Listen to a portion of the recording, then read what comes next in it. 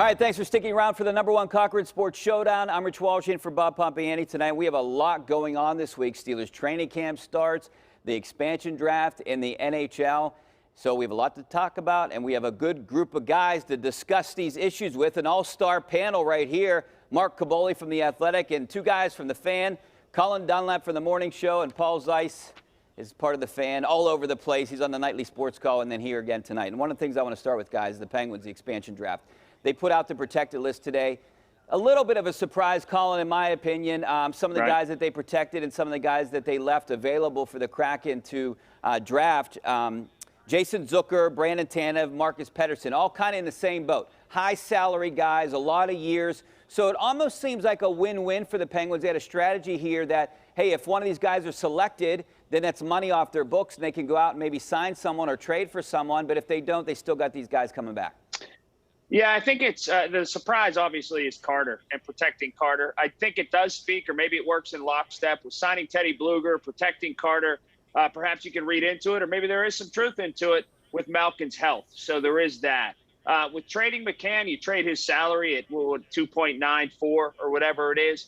And I think you take a chance when you expose Tanev, and that's probably what it is, that somebody's not going to pick up $3.5 million for what Tanev offers that hockey team. It is a risk. It's a risk you have to take. But in an expansion draft, Rich, there's going to be risk. That's just the way that it's built and the way that it is. But I think what I extract from it in keeping Carter, because if the Kraken did take him, he was going to retire, is that it probably does speak to the health of Evgeny Malkin right now.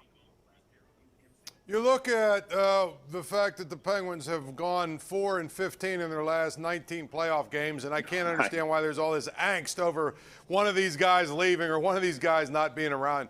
To me, you know, this has got to be a year where you sort of change around the roster a little bit anyway. I hope it's Zucker that goes, because that frees up some money maybe to do some other things. I think that you look at Tanev, he's become like this superhero. And if you hear, I mean, every single day now since this expansion draft speculation began, Tanev has gone from what he is and what his production actually is to, you know, maybe the best player in hockey, according to some of these Penguin fans. I mean, come on. To me, I think what the Penguins are doing is trying to clear a little bit of money so that they can make some of the moves they want to make down the stretch here before the season to try and add what they need, which is a little bit of physicality. Yeah, I mean, that's a good thing right there, physicality, Paul. But guess what? If they lose Tanev, that's the physicality that they had. That's the one guy on this roster that you knew was going to muck it up a little bit, and now you leave him exposed. I don't understand that. We heard all offseason how they want to be tougher. They want to be teams that can't be pushed around. Then all of a sudden you leave the guy who has that one trait unprotected. I mean, maybe or maybe not. He comes back. It just doesn't make any sense to me why he's the guy when you could have put anybody else on there. As for Carter, this is what I'm thinking. I know I'm a novice here or anything, but what if Seattle did pick him up and they wanted to trade him somewhere? Would Carter really waive that limited trades clause, or would he have to go to Tampa Bay because Tampa Bay needs a big center? Maybe that's the reason why they kept Carter, but Tampa thing's just confusing to me. Well, I'm saying, you know, we talk about one thing veining through. Such as Tanev, like you said, he was that one piece that did something that offered that grit. Here's one piece that veins through for me. Whether it's McCann that you're talking about, whether it's Carter or Zucker or Tanev or Pettersson that you're talking about, all these guys that are sort of in play, if you don't get better goaltending in the playoffs, it doesn't matter. It absolutely doesn't matter who we're talking about. It doesn't matter who Seattle takes. It doesn't matter who the Penguins protect. It doesn't matter unless Tristan Jarry plays well, and we'll all forget about what's going on right now, one way or the other. He's got to play better, or none of this means a hill of beans. And Colin, you brought up a goalie here. I mean, he's the only – unfortunately, you have to protect the goalie, so you had to protect him.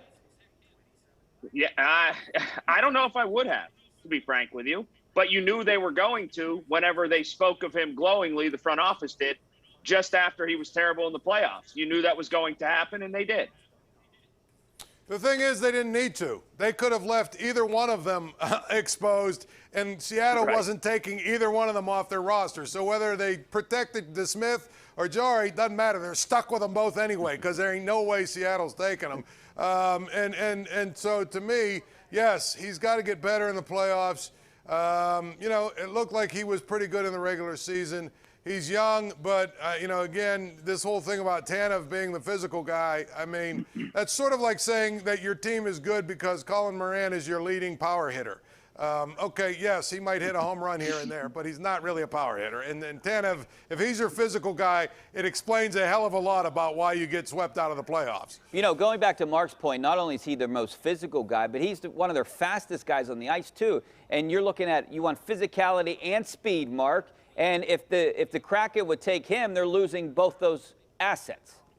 Yeah, you know what? The best case scenario here, and I know the analytics people might not agree with me at all, but the best case scenario is for the Kraken to take Czar. I mean, he's the guy that's the anti-tough guy, the anti-everything Tanev does. So I'm sure he fits into the analytics crowd a little bit better than what I'm speaking of him. But, man, push him out there. Maybe give somebody else up. Say you can have 2 for 1 if you take him, in my opinion. You know, Colin, you don't save any money. You brought up Jared McCann. You don't save any money with him. A little bit ago. You get rid of a bum. You brought up Jared McCann. That's a little sportsmanship, though, that they traded him because he was probably going to be a guy that they were going to leave unprotected. You might as well get something back for him. But what I find is interesting, you keep getting former Penguins draft picks back in trades. Yeah, I mean, hey, it's a decent – if you could turn it into something, though, and use that equity – as value potentially, then you know it works. And I don't hate the move if they were ahead of the curve, Rich. It makes a lot of sense to get value in it at this point. I think at the end of the day, I mean, you know, again, look at Tanev's production. I mean, it's nice that he's fast. It's nice that he does a lot of different things that people like, and you know, he's a gritty, you know, blue collar guy and all this stuff that you know Pittsburgh fans seem to love. But his production-wise, he doesn't do it. He doesn't really do a whole lot for them. And this is a team that needs, production, but I think the other thing about it is, are you looking at this roster, whether they get, you know, whether they lose whoever they're going to lose out of those 4 guys we're talking about, if they don't get better, I'm not looking at a roster that has a chance of winning in the playoffs anyway. So what are we talking about? I think McCann, myself, I think that's just money, as Colin said. I mean, you're saving $3 million.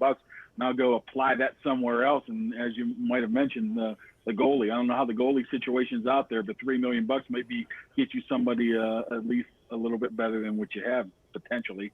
Can't get any worse. So, Mark, you look at who they protected. They protected a lot of centers. Teddy Bluger, Jeff Carter. It basically what Colin said. You don't know about Evgeny Malkin's health, Mark. So, I mean, when do they need Evgeny Malkin back? I mean, they need him back before the playoffs in order to compete, but do you need him? Do you not worry about him not being back until January, February, or whatever it is?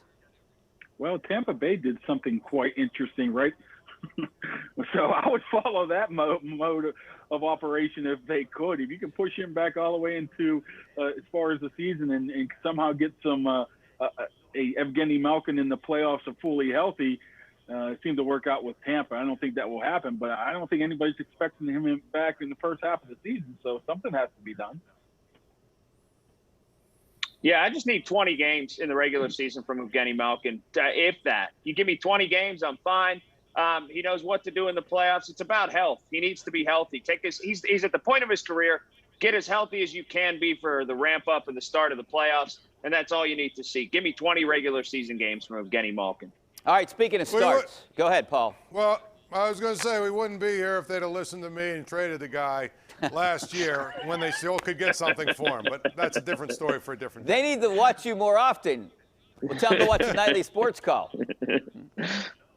All right, speaking of starts, training camp starts. This is an important week here in Pittsburgh. The Steelers, they're not in St. Vincent this year. They're going to be at Heinz Field and over on the south side. But there's a lot to talk about. We're going to discuss it coming up next. Stay right there.